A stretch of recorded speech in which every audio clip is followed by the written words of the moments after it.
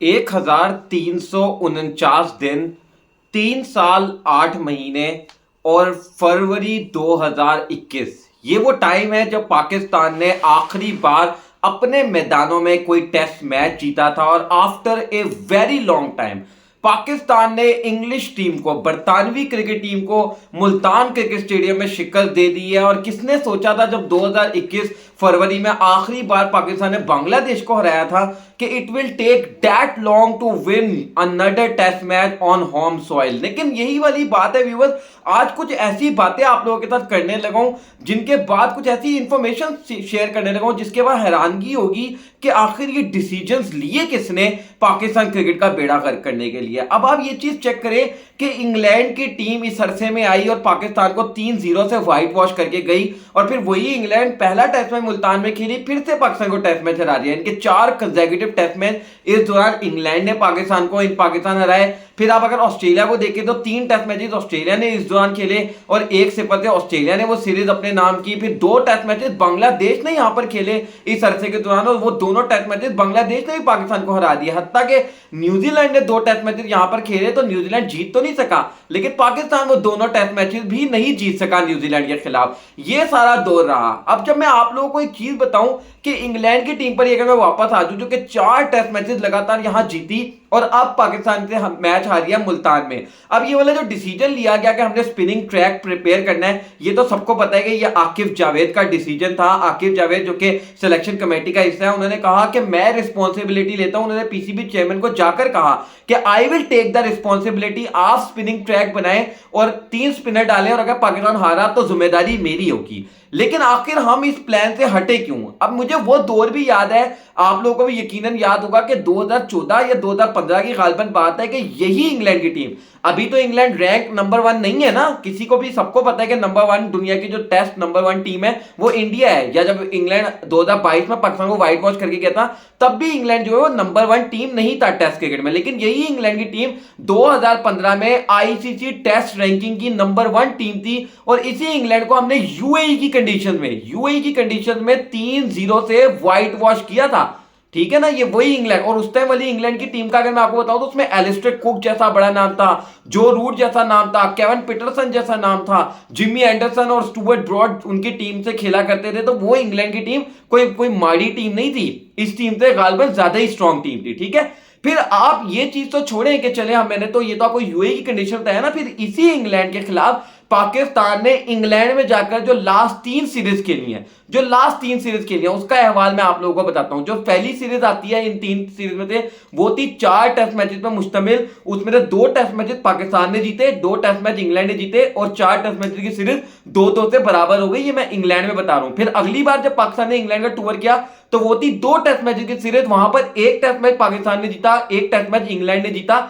ये दूसरी सीरीज हो गई। और जो लास्ट सीरीज पाकिस्तान ने इंग्लैंड में खेली है, जो अभी मोस्ट रिसेंट लास्ट सीरीज खेली है, वहां पर 3 टेस्ट मैचेस में मुश्तमिल वो सीरीज थी। उसके 2 टेस्ट मैचेस थे वो ड्रॉ हो गए और 1 टेस्ट मैच पाकिस्तान हार गया और सीरीज हार गया पाकिस्तान। अब आप ये चीज चेक करें, जो 1 टेस्ट मैच पाकिस्तान हारा ना उस सीरीज में भी, वो टेस्ट मैच भी पाकिस्तान जीता हुआ था। वो टेस्ट मैच भी पाकिस्तान ने आखिरी इनिंग्स के अंदर इंग्लैंड को 280 रनों का टारगेट दिया था और 80 पे पाकिस्तान ने इंग्लैंड के 5 खिलाड़ी आउट कर दिए थे। और फिर वहां पर जॉस बटलर और जॉनी बेयरस्टो की वो एक पार्टनरशिप लग गई थी और उसके बाद क्रिस वॉक्स ने मिलकर मैच जितवा दिया। तो आप ये चीज मैं अब आपको बताना चाह रहा हूं कि इंग्लैंड के खिलाफ जो हमने पिछली 3 सीरीज उनके घर में खेली है उसमें टोटल 9 टेस्ट मैचेस खेले हैं। 4 टेस्ट मैचेस इंग्लैंड जीता है, 3 टेस्ट मैचेस पाकिस्तान जीता है, 2 टेस्ट मैचेस ड्रॉ हुए हैं। और ये वो इंग्लैंड की टीमें थी जो कि जिसमें क्रिस वॉक्स होता था, जिसमें जिमी एंडरसन होता था, जिसमें मार्क वुड होता था, जिसमें स्टुअर्ट ब्रॉड होता था। ये वो फास्ट बॉलिंग अटैक है जो कि उन कंडीशन में दुनिया का नंबर 1 फास्ट बॉलिंग अटैक है, जिस मर्जी से पूछ लें। और उन कंडीशन में जाकर हम इंग्लैंड को जो है वो टक्कर दे रहे थे। उन कंडीशन में जाकर हम इंग्लैंड के खिलाफ जो 9 टेस्ट मैचेस खेल रहे हैं उसमें 4 अगर इंग्लैंड जीता तो 3 हमने भी जीते। और अगर टोटल 3 सीरीज खेली गई है तो 1 सीरीज इंग्लैंड ने बामुश्किल 3 टेस्ट मैच की सीरीज 1-0 से जीती और 2 सीरीज जो थी वो ड्रॉ हो गई। एक पाकिस्तान 2-2 से एक सीरीज ड्रॉ हुई और एक सीरीज 1-1 से ड्रॉ हुई। अब ये सारी चीजें बातें करने का मकसद ये है कि जब अगर आप अपनी टीम को जब देखते हैं ना, जब पिछले कुछ अरसे को मुड़कर देखते हैं तो आपको लगता है कि आपकी टीम में शायद वो ताकत नहीं रही है, शायद वो सकत नहीं रही है। बहुत सारे लोगों ने ये बात करनी शुरू कर दी कि टैलेंट खत्म हो गया पाकिस्तान में, बट टैलेंट इज देयर।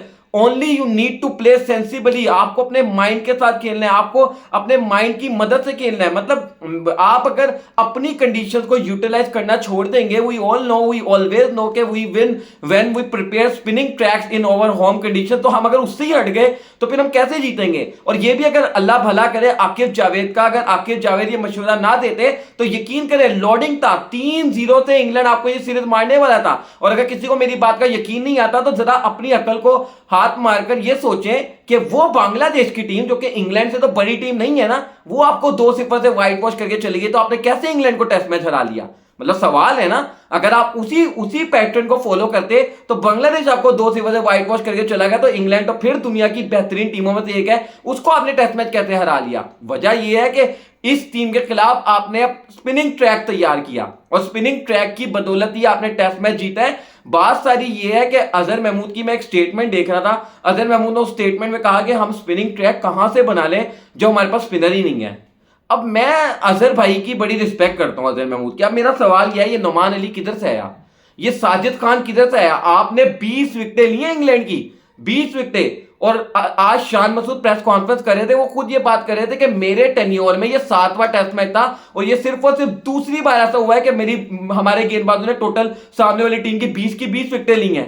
एक हमने ब्रिस्बेन में ऑस्ट्रेलिया की ली थी और आज ली हैं। तो मतलब ये सवाल ये है कि भाई साहब जब आप 20 विकेटें नहीं ले पा रहे थे तो आप टेस्ट मैच कैसे जीतते? और अब जो आपने 20 विकेटें ली हैं, किसी की अक्ल ये गवारा करती है ये मंजूर करने पे? मतलब ये सोचकर भी हैरानगी होती है कि आप जब आप 20 विकेटें ले रहे हो तो वो नुमान अली, वो साजिद खान जो पिछले टेस्ट मैच के आपके प्लेइंग 11 तो छोड़ो आपके स्क्वाड का हिस्सा नहीं थे, वो 20 की 20 विकेटें लेके चले गए यार। नुमान अली और साजिद खान आपके स्क्वाड का हिस्सा नहीं थे, ये कर लो बात। तो फिर तो आप कहोगे, फिर तो अजहर महमूद बिल्कुल सही बात कर रहे थे कि हमारे पास स्पिनर्स नहीं है। शायद पाकिस्तान में तो बहुत सारे हैं लेकिन हमारी टीम में नहीं थे। हमारी टीम में जिस दिन डाला गया उनको तो 11 विकेटें नुमान अली ले गए, 9 विकेटें साजिद खान ले गए और इंग्लैंड को हमने 150 रनों से टेस्ट मैच मार दिया। वो 3 साल 8 महीने जो कि इंतजार था फैंस का कि कब हम अपने घर में जीतेंगे, वो इंतजार जो है वो खत्म हो गया। Finally a wonderful victory. बहुत सारे लोग ये बात कर रहे हैं कि यार एक अनइमेजिनेबल बात है कि आज से कुछ अरसे पहले तक हम सोच नहीं सकते थे कि हम बाबर आजम और शाहीन शाह अफरीदी के बगैर कोई क्रिकेट मैच जीत सकते हैं। और क्या ही बात है कि मतलब क्या ही अजीब बात है कि जब हमने 3 साल और 8 महीने के बाद अपने घर में एक टेस्ट मैच जीता तो हमने बाबर और शाहीन के बगैर जीता। मतलब दैट टेल्स यू कि यार there is no shortage of talent in Pakistan.